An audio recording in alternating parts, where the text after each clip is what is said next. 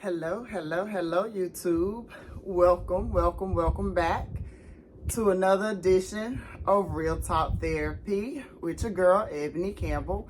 Hope you guys did what you needed to do for your self-care for the weekend, and just want to say thank you yet again for those of you that are continuing to like, share, comment, and subscribe, helping me to get more subscribers so that we can explore this mental health journey and go through these uncharted waters together and reach people who are just too afraid or don't believe in the idea of receiving mental health, which is just as important as our physical health. And so I want to continue to bring you material each week to help you navigate through those things that you aren't quite sure how to navigate through, and to share it with you from my experience of it all. So sometimes we can hear a story and we can hear the same story, like the Three Little Pigs. The genre of that story doesn't change. Ultimately, all three of them went out here and built these houses that they thought were going to be strong enough for the big bad wolf not to blow down. But we know one did with sticks, one did with straw, and then the one who really put forth the planning and the effort to make sure the big bad wolf didn't blow his house down used bricks. And so in that fable or that story, it's always been my interpretation that the one that used bricks got a little bit more help and support. He thought it out. He did a little bit more planning than the one that did straw or the one that did the sticks. And so that's what Real Talk Therapy is about. And so before we divulge into today's session, of course, I want to show you guys my shirt. It says, I decide my vibe. And you see all the beautiful colors, and Lord knows, I ain't gonna put my shoe on my couch, but my shoe does match on my shirt, as well as my Coach bag, multicolored. So I'm all about colors, diversity, the rainbow. I just love the different layers and different things of that. And so that's how I'm stepping out today. And the origin or the creation behind the shirt of I Decide My Vibe comes from me sharing with you guys how I had allowed depression to consume how I would function out here in this world. And so now that I'm not allowing, any of my thoughts, any of my fears, any of my doubts to control how I navigate through my uncharted waters, I wake up and I decide what my vibe will be for the day. So, want to encourage you all to do the same. So, today we're going to talk about one of our commonly known mental health diagnoses in our community.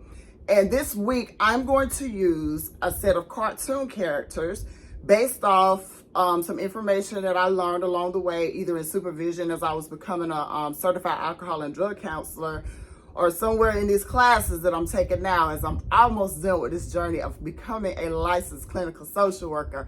But one of the main tools that a lot of therapists use, and some of you have heard it, some of you that are coming on may actually use it, and it's often referred to as a DSM-5. The latest edition is the TR edition of this, and it's a diagnostic and statistical manual of mental health disorders. So as we are talking about the different mental health diagnoses or disorders, I'm sorry, not a diagnosis, because I'm not diagnosing anybody. We're just educating and going through this today. But as we talk about those things, I'll always refer to this book to tell you what some of those signs are, because we don't know what they are. Because depending on how we were raised, what our background is, what our culture is, we have all been told different ways to handle stuff. Young black men are now, some young black men are now older black men who were taught as young boys not to cry. You don't cry, you're a boy. You ain't supposed to cry.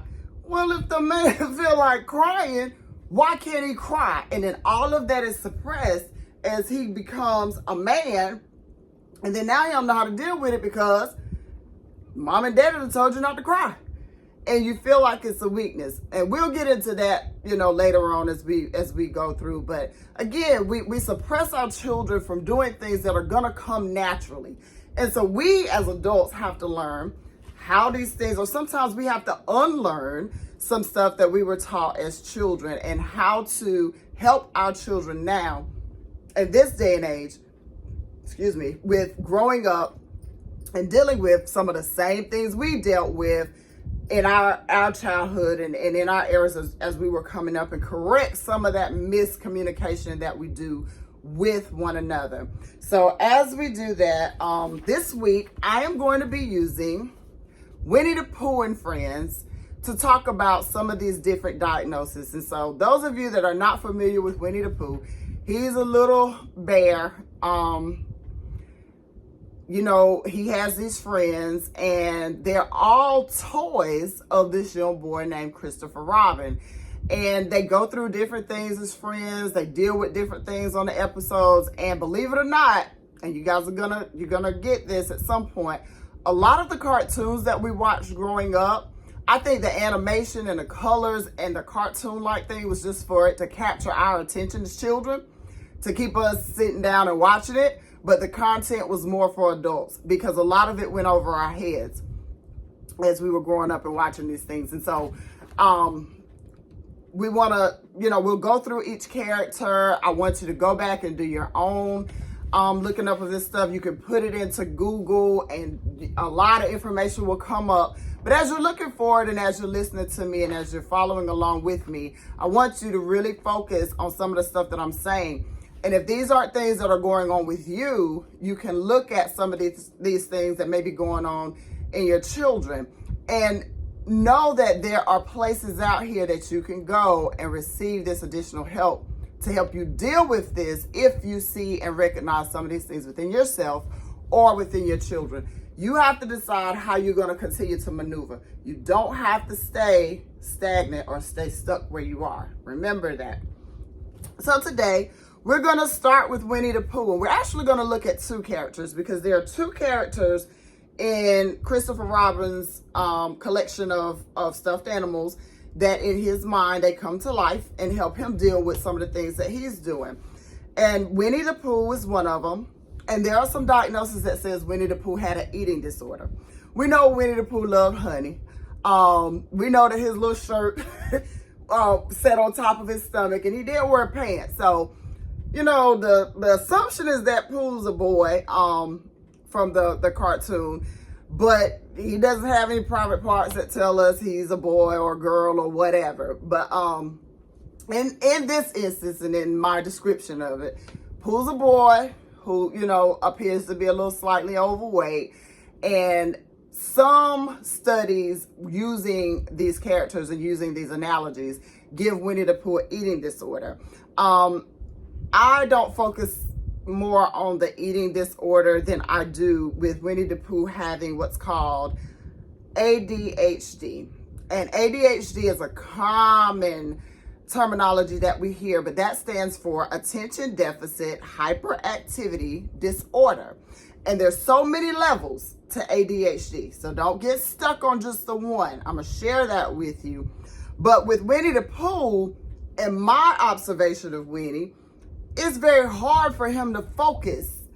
And he has this impulsivity of trying to be involved or fixated on everything else that's going on with his friend, Christopher Robin. Now, he got all these other animals around him, but he can't stay focused on what's going on at one time. And if you haven't guessed yet, the other character that shares that is Tigger. We know that Tigger bounces all over the place. Every episode that he's in, Tigger bouncing here, he bouncing there. He's saying something here, he's saying something there. And he's always bouncing. He can never stay in one place for a long period of time. Even when he's talking and whatever he wants to share with them, he's bouncing and he's moving because he just cannot sit still. And believe it or not, ADHD is a common diagnosis that can happen with children, but you can also suffer from adult ADHD. hence me sharing with you guys a little bit last week how when I would start talking to you and a thought would come into my mind and I would get excited and it wouldn't be what I outlined and planned to do, and I'd kind of go off the beaten path and be able to come back to it. People with ADHD, depending on the levels, they won't be able to come back to what they originally started with. And it's hard for them to stay focused on the one thing that they're doing. You can find yourself having to do 1,000 different things with your time during the day. And we all have, the same amount of hours, the same amount of time in the day for us to plan out and do what we want to do. You just have to schedule what it is that you want to do. And one of the best ways to try to stay focused and to stay on task as an adult is to make out a schedule or a to-do list, from this time to this time, I'm going to wake up and meditate. From this time to this time, I'm going to clean the house. From this time to this time, I'm going to cook. I'm going to, wash clothes. I'm going to get things prepared for the kids. And we very, very seldom factor in any self-care or me time because we're always trying to look at all of those other things that appear to be more important than taking care of yourself. And so I want to encourage you to start putting in some time for that. And as you start dissecting what it is or what it means to have attention deficit hyperactivity disorder, it can come in many different ways. And we know for young children, their attention span is about 5 to 10 minutes at best if it's something that they do not want to do. But if you can find a way to engage them in an activity and it's something that they want to do, then they'll end up doing it for hours and you won't have to worry about them. For example, watching TV, playing some of their video games, playing with toys, hanging out with friends, or in Winnie the Pooh's case, in one of the studies, eating. They would always be able to find what they wanted to do, or find that what they want to do is easier or better for them than what they would need to be doing. And so with this this tool that I have, this DSM-5, we are going to delve into those things that could cause us, or not those things, I'm gonna say some symptoms that can help us to realize if we are suffering with ADHD or if we're dealing with some symptoms of that. And then we could go into, of course, there are medications, medication management and different things in different ways to deal with some of this stuff. But because that's not my area of expertise, that's not my lane, and I'm learning to stay in my lane, what I can do for those of you that are interested and would want to know after today's session is definitely direct you in the right path. If you live in the state of North Carolina and in different areas where I'm familiar with people that can help you with that. We always can make referrals, do things that we need, to get where we need to go and who we need to see. So, thinking about Winnie the Pooh and Tigger now. Tigger, he jumping all over the place. He's everywhere. He can't sit still for long periods of time. Nothing seems to keep his attention, even though he appears to be focused on what's going on around him and around his friends. He's with them. He's with this crowd. Pooh is with this crowd. Now, a lot of the times, if you are a Winnie the Pooh fan or an advocate or watch the show, you will see Winnie the Pooh and Piglet together more so than Winnie the Pooh and any of the other characters on one-on-one basis. Usually when Tigger's hopping around, there's 4 or 5 of the other characters that we'll get into the rest of this week that are around when things are going on. And what I don't want you to miss in this is if you recognize any of these things within yourself and or within your child, that you always realize that it's important that sometimes we do need a support system to help us with stuff. There are going to be some times where you're going to need to do some one-on-one, but in picking your support system, you want to always be able to recognize who's around to know what's going on with you because they want to help you or who's around who wants to know what's going on with you because they want to go outside of your circle and talk about what it is that you're dealing with. And a lot of times it'll be hard for us to recognize that because we just want to assume everybody's our friend because we're that friend and we're good to these people. And so, they're going to be good to us. But I'm here to tell you, that's not always the case. And as you grow and mature and learn, you'll get to that place of being able to recognize, who's truly there for you and who is not. So ADHD, or attention deficit hyperactive disorder, is a persistent pattern of inattention and or hyperactivity, impulsivity that interferes with functioning or development. Often, one of the symptoms is you can often fail to give close attention to detail or make careless mistakes in your schoolwork, at work, or doing other activities. Overlooks or misses details and the work is inaccurate. You're doing your best to try to get it done, but because your mind is somewhere else, you're missing some key elements on following through and getting that done. Often has difficulty sustaining attention in tasks or play activities. Has difficulty remaining focused during lectures, conversations, and lengthy reading. So, you guys know I'll read to you from the criteria, but I'm going to break it down to you from my understanding, and hopefully that will help you develop an understanding for yourself. And basically what this DSM-5 is saying, I get up in the morning and I know how I want to start my day. So even if I made a to-do list, I might get up in the morning, and I've shared with you guys in one of the earlier episodes, I have a standing appointment with my grandma at 8 o'clock to pray. That's one thing that if I don't make that call at 8 o'clock, shortly thereafter, she's going to call me. Or if I'm talking to my husband, he's going to say, hey, did you talk to your grandma? And no matter what it is that I done got off task doing, I'm going to stop and have that call. But then you'll have certain things that kind of jump at you, or the unexpected that comes that may bring you off course. If you're able to deal with that unplanned or unexpected thing that comes up in your day, a phone call from somebody that's going through something, a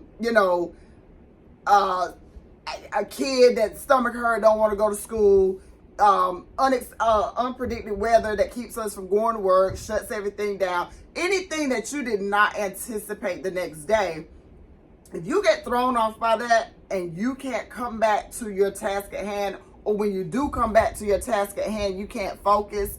I don't know if anybody out there can relate to this scenario that comes to mind, but it can be the mom that gets up in the morning, cooks breakfast for the kids, makes coffee for the dad, everybody is together, she gets ready to get them out and get them gone for their day, and then she looks around her house and she's got dishes in the sink with dishwater running, you got clothes that need to be washed lined up for the washer and dryer, that you ran the washing machine, you filled it up with water, but you forgot to put the detergent in before you put the clothes in to wash.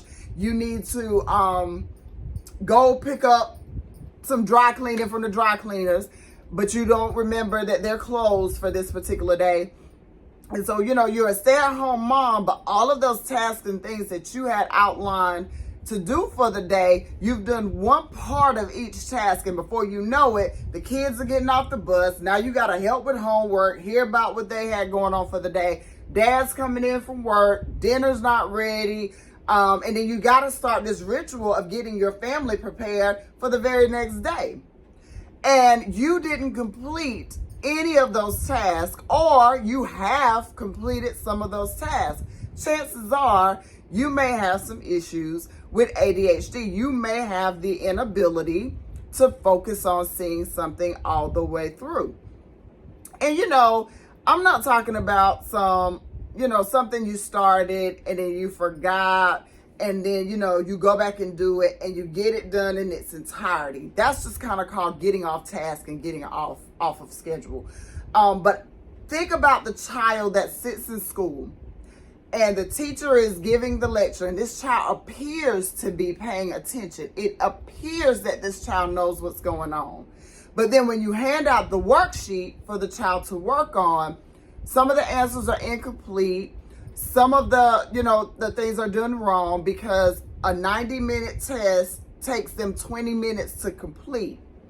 Now, if you have a child and there's a 90-minute test and it takes them 20 minutes to complete, you might want to have them tested, to see if they're gifted, especially if they get all the answers correctly.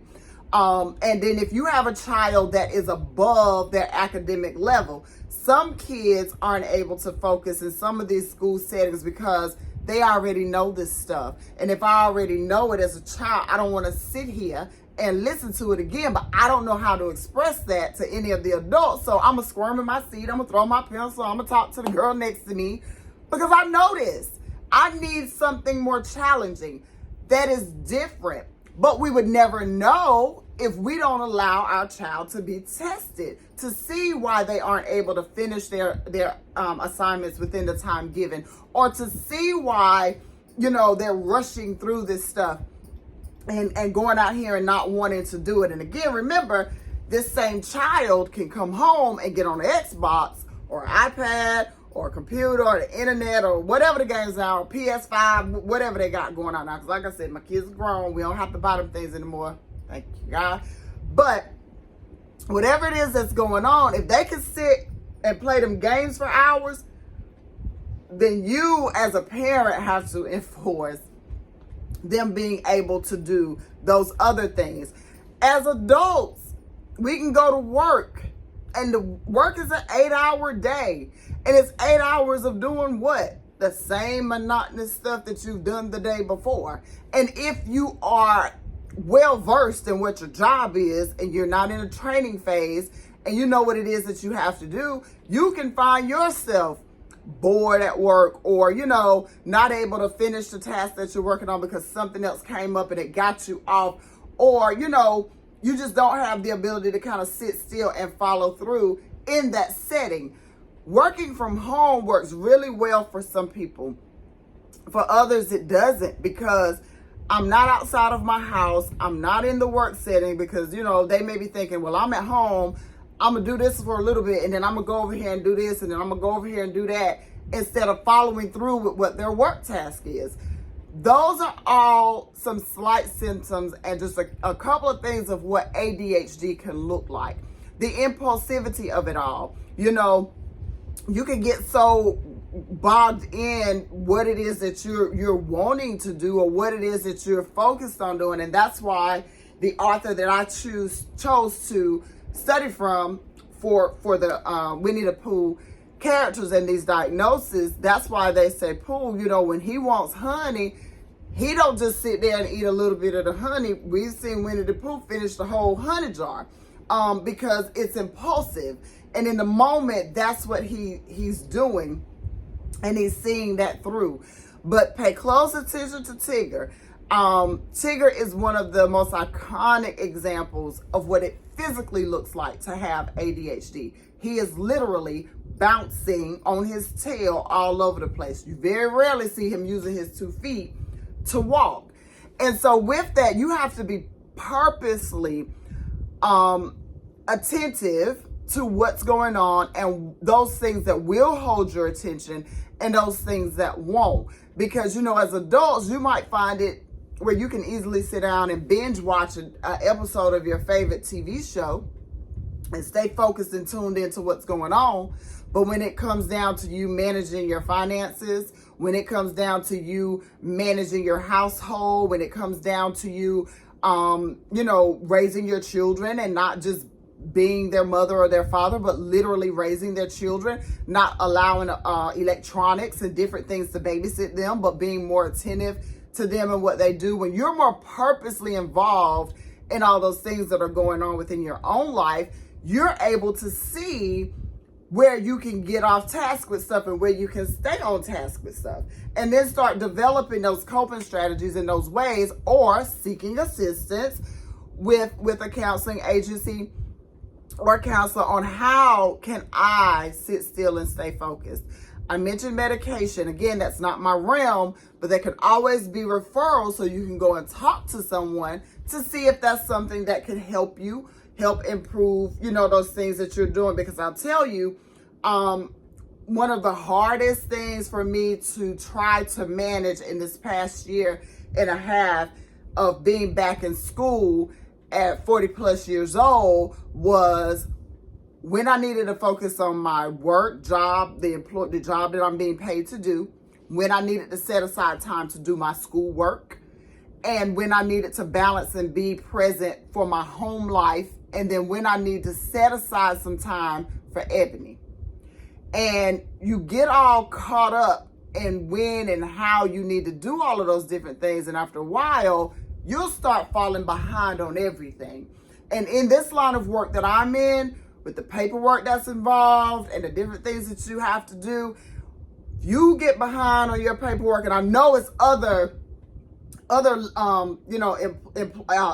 careers or jobs or different things that can definitely relate to what I'm about to say. A day behind in paperwork for me feels like a year when it comes to catching up. So time management is very important when you're dealing with ADHD, attention deficit hyperactivity disorder.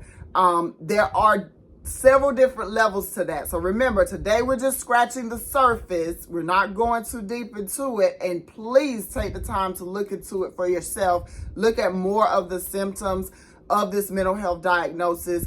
But also take a little time out to Google or look up on YouTube for a little skit on Winnie the Pooh and Tigger. You can put it in there and some things will pop up for you, and some different things to where you can see how it may relate to you and or your child. If you're a teacher, educator, and you don't have any children, but you're working with kids, if you work in a daycare and you're around these children all day long and you start seeing these things, when you do that research or when you converse with someone that's in my field, we can help you to be able to see those things, to address them with the parent, and then help the parent find help for that particular child. In the realm of it, you always want to be able to stay focused on the task at hand and be able to understand what it is you're dealing with and what it is you're going through in order for you to start seeing your way through those things. And so again, like I said today, this week, we're going to go through each character in Winnie the Pooh, and we're going to talk about the mental health disorders that each of these characters play, and we're going to tie it and wrap it up with the owner of these toys and stuffed animals, Christopher Robin, and the mental health disorder that he exemplifies. In the realm of that, your self-care or advice or strategy that I want to give you again today is to go throughout this week deciding your own vibe.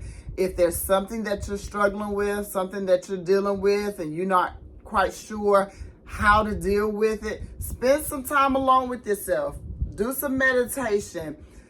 Talk with someone that you trust with this information and see if they can recommend something for you to try to help you deal with that. But always decide what your vibe is going to be. Don't jump on anybody's bandwagon, because one thing about the bandwagon, people jump on and people jump off. You're going to have some people that's going to jump on a bandwagon and don't even know what's going on. So always be able to know what you want to do. Develop the beat of your drum. Because, they say march, people march to the beat of their own drum. If you don't even know what your beat is, you're going to start following behind any beat that sounds good to you and end up in some places that you don't need to be, or end up dealing with some stuff that you don't need to deal with. So in order to know the beat of your own drum, you have to develop it. You have to decide what that is. So when you hear the beat of your own drum, you know which way to go. So you aren't hopping around like Tigger, like somebody with ADHD, jumping on this bandwagon, jumping on that bandwagon, and going along with this person and going along with that person. Have to develop your own mindset. But in order to develop your own mindset, you have to start looking at who you are and what it is that you want to do with your life. So thank you guys again for joining me today. Look forward to this week. It's going to be interesting. You don't want to miss how each character is going to be broken down here on Real Talk Therapy. Like I said, you can hear the story, but you'll never hear it told where I'm going to tell it unless you tune in. So please like, share, subscribe, comment, and coming soon, we will have the platform up where you can order your t-shirts, any of the designs that you see us create, or if you have a creation of your own that you would like to see us bring to life, we could definitely do that too. So until then, have an amazing day. Decide your own vibe, create your own bandwagon, do what you want to do. God bless.